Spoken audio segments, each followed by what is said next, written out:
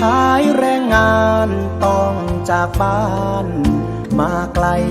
จากเชียงตุงสู่เมืองไทยเอาแรงกายขายแลกเงินลำบากแค่ไหน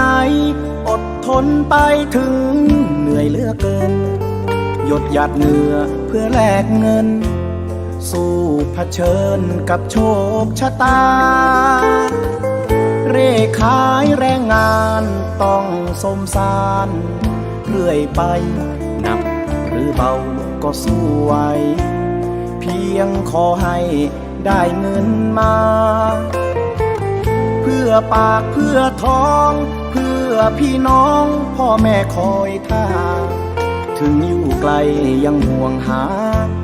รอหน่อยนะควันตาพี่ชาย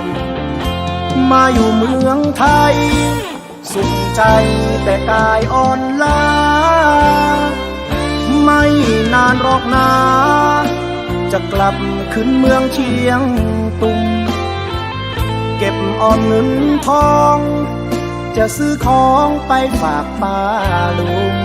หากมีใครหอบเงินเป็นถุงมาขอแต่งเจ้าอย่าเปลี่ยนใจขายแรงต่อไป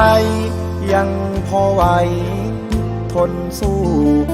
ลมหายใจยังมีอยู่จะขอสู้อยู่เมืองไทยเมื่อเกิดมาจนต้องอดทนเนาะเฮาคนไตคิดถึงบ้านทนไม่ไหวจึงบรรยายมาด้วยบทเพล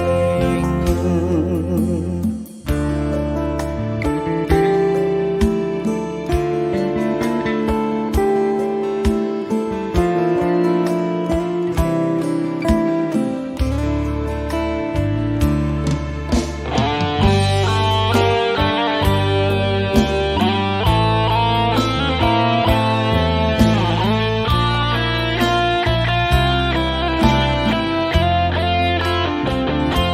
มาอยู่เมืองไทย